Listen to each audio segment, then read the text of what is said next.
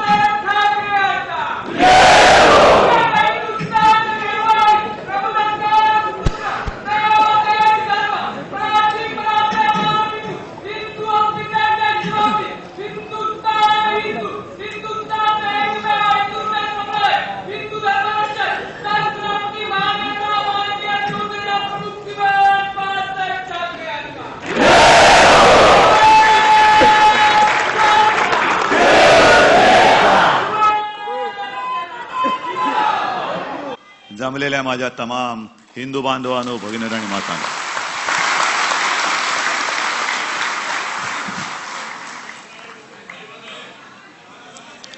गेल्या वर्षीची 23 जानेवारी आणि या वर्षीची 23 जानेवारी शिवबंधन बांधून 1 वर्ष आज पूर्ण झालं.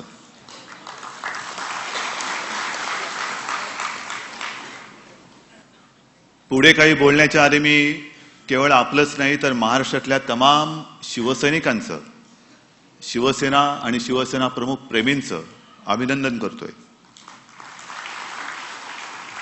कारण आता जे काही आपण आहोत ते आपले आपण आहोत, कोणाच्याही मेहरबानीवरती नाही.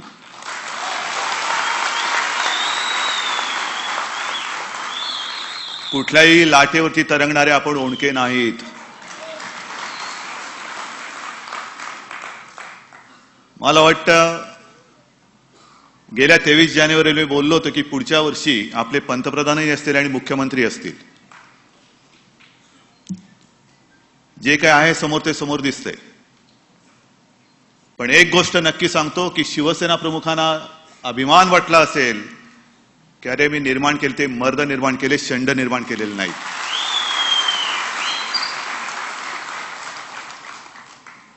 फार मोठी लढाई होती. किंबहुना काल सुद्धा मला एक मोठी व्यक्ती भेटली. गेल्या महिन्यामध्ये तर अगदी नाव घेऊन सांगायचं तर सुब्रमण्यम स्वामी भेटले. आल्या आल्या मला म्हणाले, उद्धव पहिलं मला तुला अभिनंदन करायचंय. ह्याचं कारण अतिशय थोड्या वेळात तू लढलास, बाळासाहेबांशिवाय लढलास. संपूर्ण देश तुझ्या विरुद्ध उतरला असताना, देश म्हणजे देश नाही, देशातली बाकी सगळी मंडळी कोण कोण उतरले तुम्हाला माहिती आहेत, आणि तरी देखील शिवसेनेच्या 63 जागा निवडून आल्या. ह्याच्यासाठी मी तुझं अभिनंदन करतो.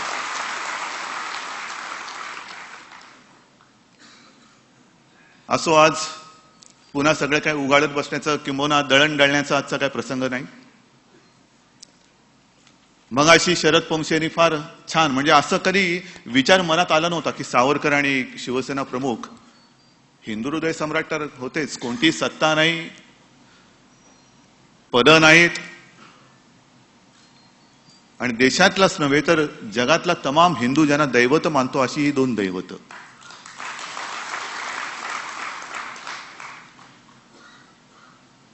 काल मी संजयच्या बाळकडू या चित्रपटासाठी गेलो होतो आणि तिकडे बोलता बोलता सहज बोललो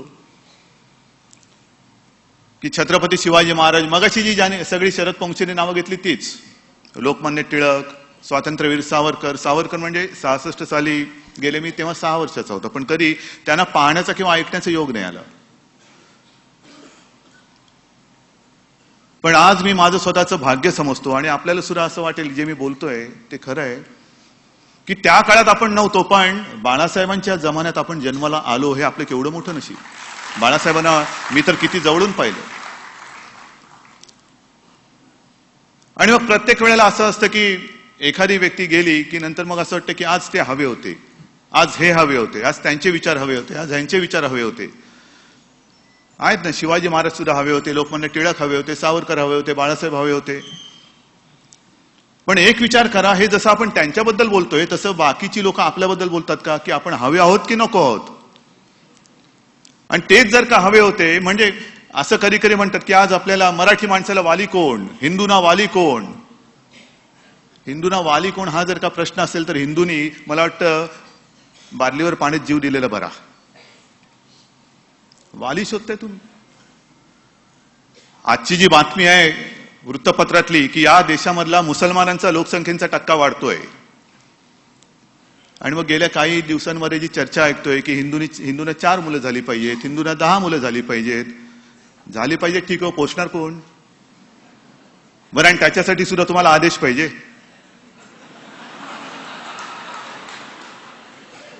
त्यांच्याकडे कोण आदेश देते, त्यांच्याकडे कोण शंकराचार्य? पण त्यांचं काम कसं बिनबोबाट सुरू आहे. या कानाची त्या कानाला कुठेही काही कळत नाही, पण वाढते, लोकसंख्या वाढते. आणि आपल्याच देशात आपल्याच घरामध्ये आमचं पुढे कसं होणार? अरे कसं होणार आहे पुढचं पुढे? आता जर का तू उभा राहू शकत नसशील ना, तर खरंच सांगतो, ज्या टकमक टोकावरनं शिवरायांनी त्यावेळेच्या सगळ्या गद्दारांना वरचं आसमान दाखवलं होतं ढकलून, तिकडे जाऊन उडी मार. 4 मुलं झाली पाहिजेत का 10 मुलं झाली पाहिजेत? नुसती मेंढरांची पैदास नकोय. हे जे काय आज आपण म्हणतोय शिवसेना प्रमुख, स्वातंत्र्यवीर सावरकर, एकटा माणूस पण त्यांनी दुनिया हलवलेली, याला म्हणतात वाघ. असा एक सुद्धा मुलगा असेल तरी चालेल, पण दुनिया हलवणारा निघू दे. बाकी कौरव सुद्धा 100 होतेच ना. लोकसंख्येवरती नुसते निवडणुकीला मतं टाकायला पाहिजेत म्हणून नुसती मतांची निर्मिती, माणसांची निर्मिती नका करू. तरी एक बरं आहे की आपल्या देशामध्ये माणसांमध्ये मला माहित नाही, पण जनावरांमध्ये वाघांची संख्या वाढते किंवा वाढले. केवढं मोठं काम आहे. एकूण काय झालेलं आहे की सगळे विषय भुसभुशीत आहेत. सगळे नक्की काय कुठच्या दिशेने चालू तेच कळत नाही. आणि मग जुने कुठले तरी दाखले घ्यायचे. मला आठवत आहे, मी कुठेतरी वाचले किंवा ऐकले, सावरकर ज्या वेळेला 60 वर्षाचे झाले तेव्हा सावरकरांचा एक सत्कार होता. आणि सत्काराच्या वेळेला काहीतरी एक बोलावं लागतं, कौतुक करावं लागतं. आधीच्या वक्त्यांनी सांगितलं की आम्हाला 20 वर्षापूर्वीचे सावरकर पाहिजेत.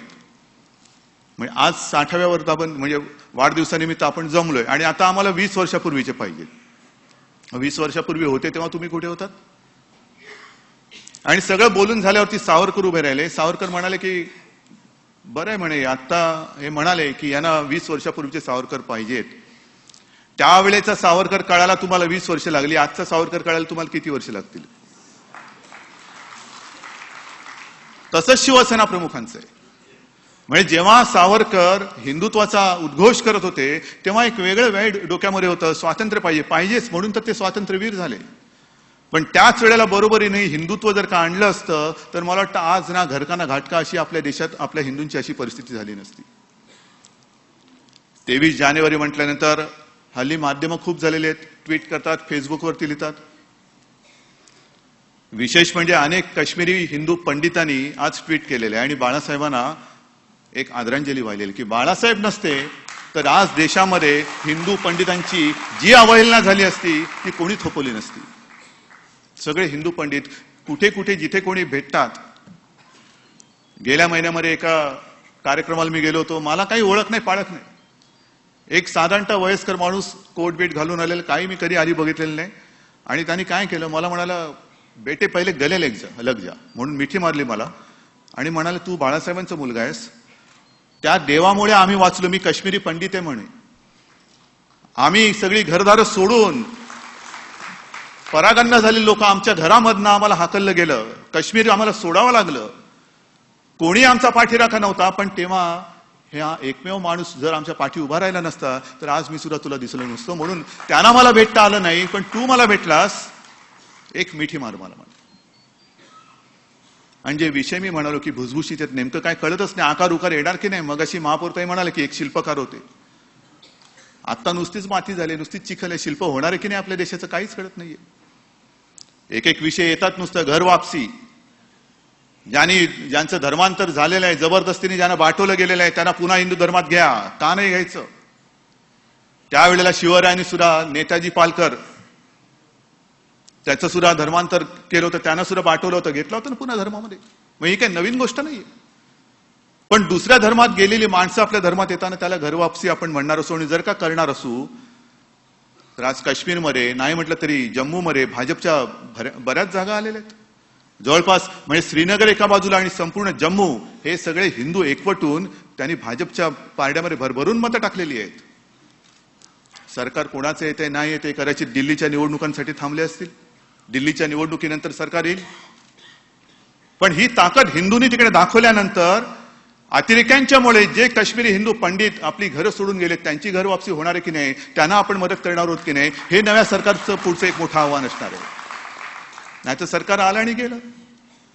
निवडणुकीच्या आधी बोलायला ठीक आहे 370 कलम रद्द झालंच पाहिजे, समान नागरी कायदा आलाच पाहिजे. अटलजींच्या वेळेला एक होतं की कितीतरी पार्टनर होते त्यामुळे किमान समान कार्यक्रम होता, नाही करता आली गोष्ट. पण आता मजबूत सरकार केंद्रात आलेलं आहे. समान नागरी कायदा काय नको, 370 कलम आहे ना, काश्मीर हा आपल्या हिंदुस्थानचा भाग आहे ना, आहेच. मग मजबूत सरकार आल्यानंतर पहिलं ते जे काही कलम आहे ते का काढलं जात नाही अजून. सावरकरांच्या बद्दल सुद्धा आज आपण इकडे मोठं बोलत असताना ज्या मणिशंकरनी त्या अंदमानच्या ओळी काढून टाकल्या होत्या, आज जवळपास वर्ष होत आलं, अजूनही त्या ओळी तशाच आहेत. खरं म्हणजे ही सगळी आपली रत्न, भारत रत्न सावरकरांना न सांगता न मागता दिलं गेलं पाहिजे. भारत रत्न ही रत्न, आणि त्यांना भारत रत्न दिल्यामुळे त्यांचं मोठेपण नाही होत आहे. रत्न पारखी कसं आहे ते कळते त्याच्यामधनं. याला रत्नाची पारख आहे का कसलं पारख करतोय ते कळते, ते त्याच्यातनं त्या निवडीतनं कळते. लोकमान्य टिळक, सावरकर ही सगळी आपल्या महाराष्ट्राच्या मातीमध्ये जन्मलेली ही मोठी मोठी माणसं, ही जर का नसती तर मगाशी जे पोंक्षे म्हणाले तसंच काहीसं आपलं झालं असतं. जर छत्रपती शिवाजी महाराज नसते, जेव्हा जे शिवसेना प्रमुख बोलायचे विधायक हिंसा, हिंसा म्हणजे नुसती जाऊन हिंसा नाही करायची, कापाकापी नाही करायची, विधायक हिंसा. जो माझ्या स्वराज्याच्या विरुद्ध चालून आला, ज्याने माझ्या तुळजाभवानीचं पीठ करून टाकलं, माता भगिनींची आबरू लुटून टाकली, त्याची हिंसा करणं, त्याची हत्या करणं ही विधायक हिंसा. ती जर अफजल खानाची झाली नसती तर आज इतिहास हा वेगळा घडला असता. आणि शिवसेना प्रमुखांनी जे शिकवलं तेच शिकवलं. एक तर कोणावरती अन्याय करायचा नाही, पण जर कोणी अन्याय केला म्हणजे एक कोणावरती हात उगारू नका, पण तुमच्यावरती हात उगारायला गेला तर तो जागेवर ठेवता कामा नये, ही शिकवण शिवसेना प्रमुखांनी दिले. आणि याला हिंसा नाही मानत आम्ही. अन्याय किती सहन किती करायचं. आज सुद्धा पंढरीनाथ सावंतांनी जे पुस्तक, खरोखर पंढरीनाथजी तुम्हाला तमाम मराठी माणसाच्या वतीने मी धन्यवाद देतोय, तमाम मराठी माणसाच्या वतीने. कारण कसा महाराष्ट्रावरती अन्याय झाला, कसा मराठी माणसावरती अन्याय झाला. 1960 साली मोरारजी देसाईच्या त्या सरकारने मराठी माणसावरती किती निर्घुण अत्याचार केले होते त्याचं वर्णन हे त्या पुस्तकामध्ये. ताया झिंके नावाची ती पत्रकार परदेशी होती, ती त्याच सुमारास आपल्या या मुंबईमध्ये आणि महाराष्ट्रामध्ये फिरत होती. तिने केलेलं जे स्वतः बघितलेलं ते वर्णन त्याच्यामध्ये आहे.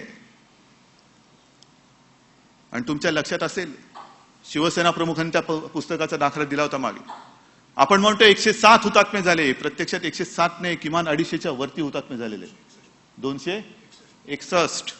त्या बाईने म्हटले की 261 शव तिच्या डोळ्यासमोर होती. 261. आपण आपला सरकारी आकडा आला तोच खरा मारून चालतो. 107 सुद्धा कमी नाहीये. पण म्हणून मुंबईबद्दल आम्ही का एवढे संवेदनशील आहोत, मुंबईबद्दल जरा कुठे खूट झालं का मराठी माणूस पिसाळतो, त्याचं कारण ते आमचं रक्त सांडून आम्ही मुंबई मिळवलेली आहे. फुकटात आमच्या पदरात पडलेली मुंबई नाहीये. देदान सुटे गिरान सारखं आम्ही पदर पसरला आणि मुंबई नेहरूने टाकली आमच्या पदरामध्ये, तसं नाही. अनेकांनी रक्त सांडलेलं आहे, जीव गेलेले आहेत आणि त्याच्यानंतर मुंबई मिळालेली आहे. जे आंदोलन पेटलं होतं ते आंदोलन एवढं विचित्र होतं. पोलीस सुद्धा त्यावेळेचे असे लांडग्यासारखे वागत होते. आणि हा सगळा पट्टा जो होता कामगारांचा, कामगार वस्ती ही पिसाळलेली होती सगळी. आणि मग अशीच एक इथली कुठली तरी चाळ, तिचं चाळीचं नाव सुद्धा त्या कुठल्या पुस्तकात मी वाचले. पोलीस गेले आणि घरामध्ये अश्रुधूर सोडला. अश्रुधूर घरात. सगळी पुरुष मंडळी कामावरती गेले होते दिवसा. काय पोलीस सुद्धा त्यावेळेची काय हे मर्दुमकी. घरातला पुरुष कामावर गेले. अरे घरात बसलेल्या ना तुम्ही तिकडे अश्रुधूर काय सोडताय. घराघरामध्ये तो अश्रुधूर गेला आणि आतमधल्या महिला, त्यांच्या काही जणींच्या तानी बाळं ही सगळी घुसमटायला लागली घरात. एकतर कामगाराची वस्ती, खोली किती मोठी असतात. अशी हवा येत नाही तर व्हेंटिलेशन वगैरे प्रकारच नाही त्यावेळेला. आणि सगळे गुदमरायला लागल्यानंतर सगळ्या महिला एकवटल्या, तानी पोरं घेतली त्यांनी आणि पोलिसांच्या समोर जाऊन उभे राहिले आणि ते म्हणाले, अरे नामर्दानो, अश्रुधूर काय सोडता, हिमर असेल तर गोळ्या घाला आम्हाला, आम्ही तुमच्या समोर उभे आहोत, पण मुंबई आम्हाला मिळालीच पाहिजे, मुंबई आम्ही घेणारच. ही सगळी जी काय आपल्याला परंपरा लाभलेली आहे तीच परंपरा बाळासाहेबांनी आपल्याला शिकवलेली आहे. आज सुद्धा हा कार्यक्रम झाल्यानंतर नुसती एक प्रथा, काहीतरी काय करायचं डेकोरेशन. अजूनही शिवसेना प्रमुखांचं स्मारक म्हणजे नुसतं पुतळा नव्हे, नुसता पुतळा उभा करणं म्हणजे स्मारक नाही. माझ्या कल्पना काही वेगळ्या आहेत, पण त्याच्यासाठी मी कोणाही समोर कोणाची उंबरठे जिजवणार नाही, अजिबात नाही. वाडगा घेऊन फिरणार नाही. जर होणार असेल तर दिमाखाने आणि शानदारपणाने होऊ द्या, शानदारपणाने होऊ द्या. पण ते जे आपण तिकडे, खरं म्हणजे त्याला काय म्हणायचं हेच माझ्या अजून लक्षात येत नाही, पण ते जे स्थान आहे तिकडे अखंड ज्योत नाही, मशाल प्रज्वलित करतो, मशाल. ही सगळी माणसं स्वतः मशालीसारखी जळत गेली, जळत गेली, जळत गेली. सावरकर काय, शिवसेना प्रमुख काय, लोकमान्य काय, सगळीच माणसं जळताना त्यांनी परवा नाही केली मी किती जळला जातोय, पण सतत आणि सतत माझी माणसं, महाराष्ट्र, मराठी, हिंदुस्तान, हिंदू, याच्यासाठी ती जळत राहिली. आणि जळता जळता अन्याय तर खाक करतच राहिली, पण आपल्याला मार्ग दाखवत आली. आणि मग तीच मशाल आज आपण तिकडे प्रज्वलित करतोय. अन्याय जाळून टाकणारी, अत्याचार जाळून टाकणारी आणि एक स्वतःला चांगला मार्ग दाखवणारी ही त्यांच्या विचारांची मशाल आज तिकडे आपण प्रज्वलित करतोय. आणि त्यांनी जे शिकवलं, कोण होते शिवसेना प्रमुख, कोण होते सावरकर. सावरकरांबद्दल तर असं म्हणतात की एक चाफेकर बंधू ज्या वेळेला फासावरती दिले गेले तेव्हा एक 15-16 वर्षाचं हे पोर, चाफेकर बंधूंना फाशी झाल्यानंतर अस्वस्थ होऊन घरातल्या देवीसमोर गेले आणि त्या देवीसमोर त्यांनी शपथ घेतली की देशाच्या शत्रूशी, त्याच्याशी लढताना त्याला मारता मारता मरेन, नाहीतर शिवाजी सारखा विजयी होऊन मातृभूमीच्या मस्तकी स्वराज्याचा अभिषेक करेन. हे सावरकर, ते नंतर पुढे विनायक दामोदर सावरकर, स्वातंत्र्यवीर म्हणून निर्माण झाले. काय साधी माणसं. आपण म्हणतो दरवेळेला आमच्या समोर काय हो आदर्शच नाही.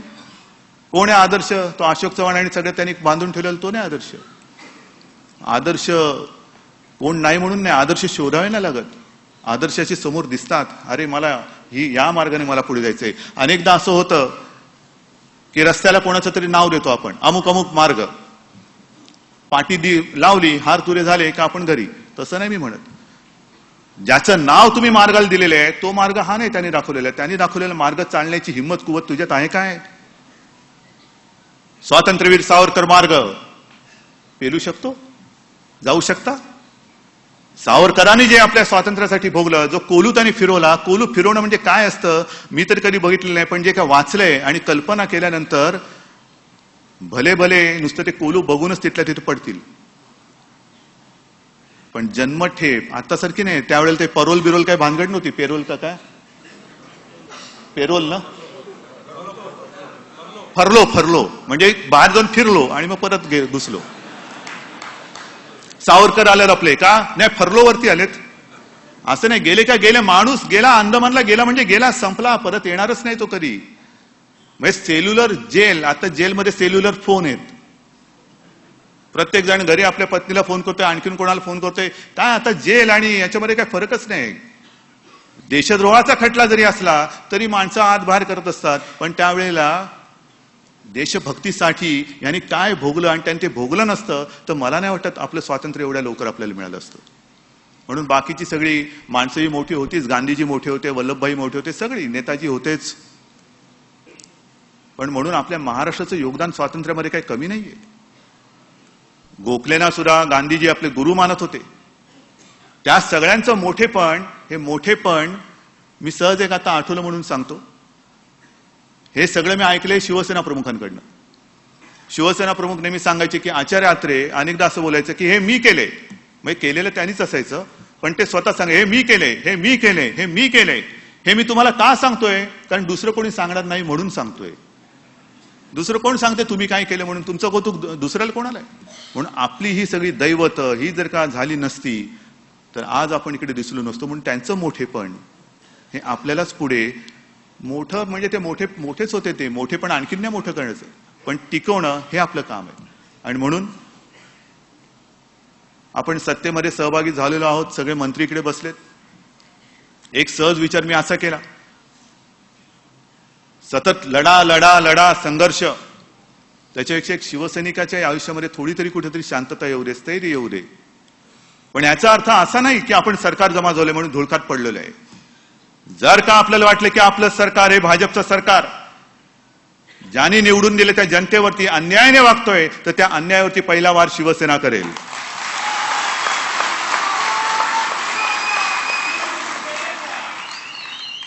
आपण सरकार स्थिर केलेलं आहे. एक गोष्ट या निमित्ताने नक्की सगळ्यांच्या समोर आली की जर महाराष्ट्रामध्ये शिवसेना नसेल तर महाराष्ट्र अस्थिर होतो, आणि महाराष्ट्र स्थिर पाहिजे असेल तर शिवसेनेकडे दुसरा पर्याय नाही. म्हणून त्या स्थिरतेसाठी माझ्या महाराष्ट्रासाठी थोडीशी तडजोड केलेली असली याचा अर्थ शेपूट घातलेली नाही, अजिबात नाही. ही एक महाराष्ट्राच्या मागे जी काय दुष्टचक्र लागलं होतं, अवदसा लागली होती, ती कुठेतरी ते दुष्टचक्र भेदलं पाहिजे, तोडलं पाहिजे. आणि महाराष्ट्राच्या आयुष्यात सुद्धा, महाराष्ट्र म्हणजे तमाम आपली जनता, त्यांच्या आयुष्यात सुद्धा एक कुठेतरी सुखासमाधानाचे 2-4 क्षण आपण आणू शकलो तर तो आणण्याचा प्रयत्न म्हणून आपण या सरकारमध्ये सामील झालेलो आहोत. आहेत कामं चांगली आहेत, आरोग्य सेवा आहे, शिक्षणाचं आहे. आता सगळीकडे चर्चा चालली आहे दप्तराचं ओझं कमी कसं करणार. मी पूर्ण विधानसभेच्या प्रचारात ते दाखवत होतो ना, टाइम आहे माझ्याकडे. मी उत्तर काढून प्रश्नपत्रिका सोडवायला गेलो होतो, नंतर कॉपी नाही केली मी, नंतर कॉपी नाही करायला गेलो मी. पण हे मी आधी दाखवलेलं आहे. आज सुद्धा तो मार्ग माझ्याकडे तयार आहे. टेलिमेडिसिनचं सुद्धा डॉक्टर आपण ते करतो येत्या 8-15 दिवसामध्ये. सरकार करेल तेव्हा करेल, करायला पाहिजे सरकारने, कारण सरकार आपलंच आहे. पण तोपर्यंत मी जरा गर्वाने म्हणेन माझी शिवसेना, माझी म्हणजे तुमच्या सगळ्यांच्या वतीने मी माझी म्हणतोय. जेव्हा मी माझी म्हणतोय तेव्हा तुम्ही सुद्धा बोललं पाहिजे माझी. मी म्हणजे मी कोणी नाही, मी म्हणजे तुम्ही. माझी शिवसेना शिव आरोग्य सेवा येत्या 8-10 दिवसामध्ये सुरू करेल महाराष्ट्रामध्ये. टेलिमेडिसिन आहे. आमच्यावरती जी जबाबदारी आहे, सगळंच काही सरकारवरती टाकून आम्ही मोकळं नाही होणार. आमची जबाबदारी आम्ही उचलू. आणि म्हणून हे सुद्धा जे मी केलं, एक माझ्या छायाचित्रांचं, प्रकाशचित्रांचं प्रदर्शन केलं. काय ना, माझी हौस आहे, माझा छंद आहे. तुम्हाला कदाचित आठवत असेल नसेल मला माहित नाही, माझ्यावरती टीका झाली होती, हे उद्धव ठाकरे यांनी फक्त फोटोग्राफीच करावी असं अजित पवार बोलले होते. आणि माझी पुण्यातच सभा होती नेमकी आढळरावांची इकडे, आणि त्याच दिवशी ते बोलले होते. मी म्हटलं ठीक आहे, फोटोग्राफी हा माझा छंद आहे, माझ्या छंदाचं मी दिवसा ढवळ्या प्रदर्शन करतोय. तुमच्या हिंमत असेल तुमच्या छंदाचं करा. आणि माझ्या छंदाचं प्रदर्शन करताना मी दुनियेला बोलवतो, या या बघा मी काढलेले फोटो बघा. तुमचं काय तुम्ही दाखवू शकत असेल तर दाखवा, मला काय माहिती. नाही, असतात, प्रत्येकाचे छंद असू शकतात, पण म्हणून कोणी कोणाच्या छंदावरती, निदान माझ्या तरी छंदावरती असल्या छंदवाल्याने बोलू नये. आणि ते करत असताना मी असा विचार केला की बाबा, एक आपली हौस भागवत असताना जे आपलं कर्तव्य आहे त्याला विसरून कसं चालेल. आदल्याच महिन्यामध्ये मी सगळे 63 आमदार घेऊन मराठवाड्यात गेलो होतो. पुन्हा मराठवाड्यात जाणार, मी विदर्भामध्ये सुद्धा जाणार आहे. सरकारने ज्या घोषणा केलेल्या त्या घोषणांची अंमलबजावणी होते की नाही हे शिवसैनिक बघतील.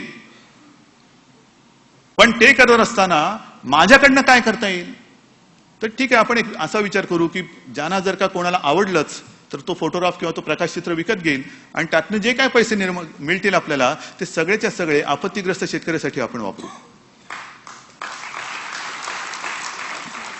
मग काहींनी विचारलं किती जमतील, म्हटलं मला नाही माहित.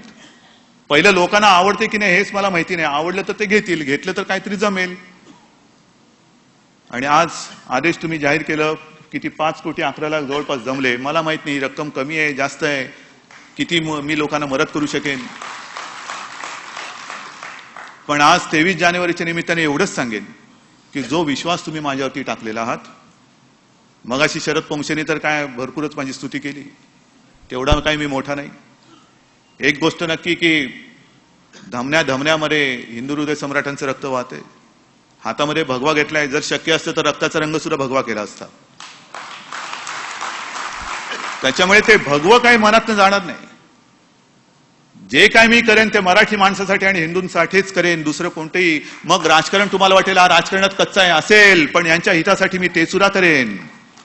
मराठी माणसाचं हित, हिंदूंचं हित, त्याच्यासाठी जे करायला लागेल ते केल्याशिवाय राहणार नाही.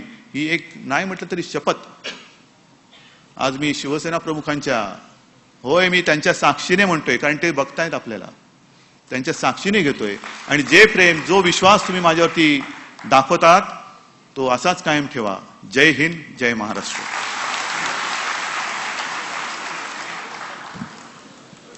यानंतर आपण सगळेजण शिवाजी पार्कच्या दिशेने शिवतीर्थावर जाणार, पण त्याआधी सभागृहामध्ये रश्मी वहिनी हजर आहेत, त्यांचं सुद्धा आपण टाळ्या वाजवून स्वागत करायला पाहिजे. खरं तर जोरदार टाळ्या रश्मी वहिनींसाठी, आणि या प्रत्येक क्षणोक्षणी रश्मी वहिनी सुद्धा तितक्याच ताकदीने सगळ्यांची काळजी घेत असतात. आणि आता स्मृतिज्योत प्रज्वलित करण्याचा हा उद्घाटन सोहळा शिवतीर्थावर होणार आहे. मी सर्वांना विनंती करतो की आपण यानंतर थेट शिवतीर्थावर जाऊया.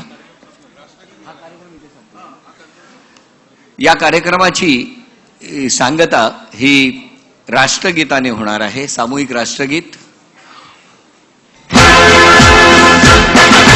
जनगण मन अधिनायक जय हे भारत भाग्य विधाता. पंजाब सिंध गुजरात मराठा द्राविड उत्कल बंगा.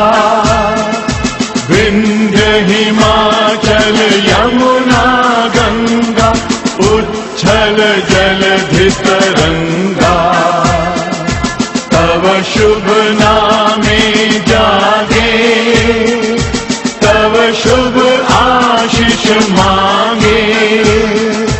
गाहे तव जय गाथा, जनगण मंगल दायक जय हे भारत भाग्य विधाता. जय हे जय हे जय हे जय जय जय जय हे.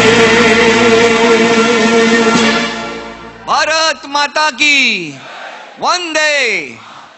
धन्यवाद.